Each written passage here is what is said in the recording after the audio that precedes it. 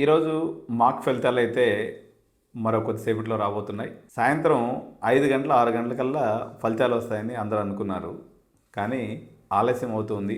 సమయం దగ్గర 8 గంటలు అవుతుంది. కొద్దిసేపట్లో ఒక హాఫ్ అన్ అవర్ అటు ఇటులో మీకైతే రిజల్ట్స్ వచ్చేటువంటి అవకాశం ఉంది. ఎందుకు ఈ డిలే జరుగుతుంది? కారణం ఏంటంటే మామూలుగా మీకు ఒక మెసేజ్ వస్తుంది.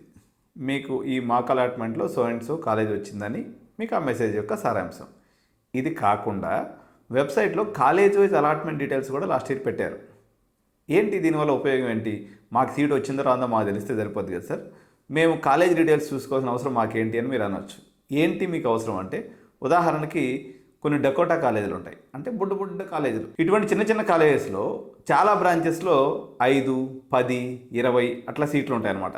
సో ఈ డకోటా కాలేజెస్లో ఈ అడ్మిషన్ తీసుకుంటే మీకు జీవితం ఆగమైపోద్ది అనమాట. ఎందుకంటే ఈసారి కర్ణుడు సాగుకు 100 కష్టాలు అన్నట్టు చాలా సమస్యలు పేరెంట్స్ నెత్తినున్నాయి. బిజినెస్ లేవు, ఉద్యోగం వస్తుందో లేదో గ్యారంటీ లేదు.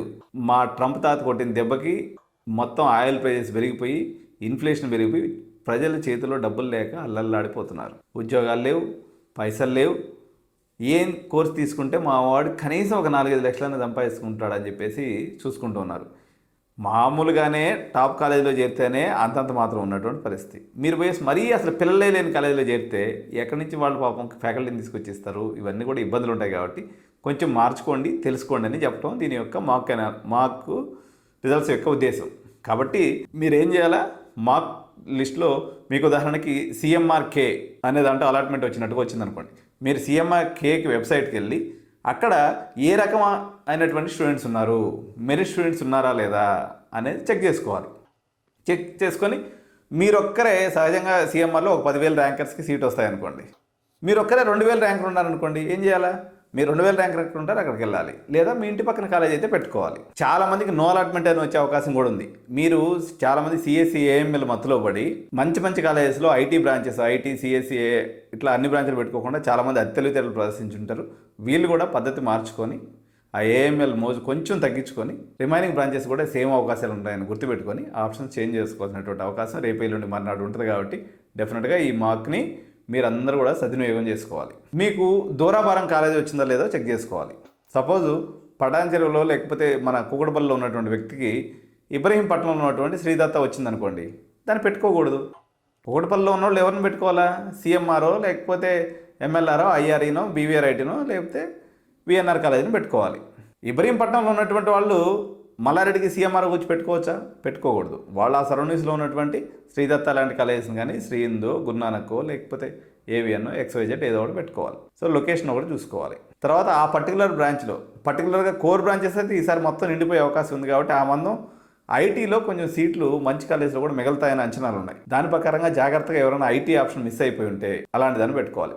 పర్టికులర్గా ఉమెన్స్ ఇంజనీరింగ్ కాలేజ్ ఆప్ట్ చేసుకున్నటువంటి వాళ్ళు, నేను పోయినసారి కూడా చెప్పిన స్టాన్లీ ఇంజనీరింగ్ కాలేజీలో కంప్యూటర్ ఇంజనీరింగ్ బ్రాంచ్ ఉంది. 40,000 ర్యాంక్ కూడా వస్తుంది. నాకు తెలిసి ఈసారి కొంచెం డిమాండ్ అటు ఇటుగా ఉంది కాబట్టి 50,000 దాకా పోద్దేమో చూడండి ఒకసారి.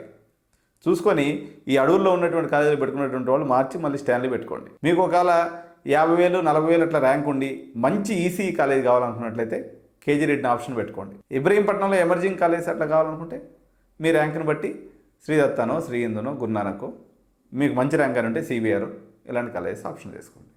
సో ఈ మార్కెట్ ప్రాపర్గా యూటిలైజ్ చేసుకోండి.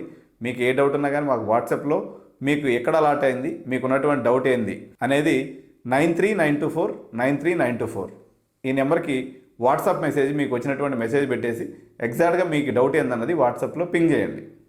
మా కౌన్సిలర్స్ మ్యాక్సిమం మీకు ఆన్సర్ ఇచ్చే ప్రయత్నం చేస్తారు. ఓకే, కంగారు పడద్దు. మేము రాత్రి ఇంకొక మరో 2-3 గంటల సేపు మీకు అందుబాటులో ఉంటాం. డెఫినెట్గా మీకు ఉన్నటువంటి సందేహాలన్నింటినీ కూడా వాట్సాప్లో పింగ్ చేసి ఆన్సర్ తెలుసుకోండి. So thank you so much. జై హింద్, జై భారత్.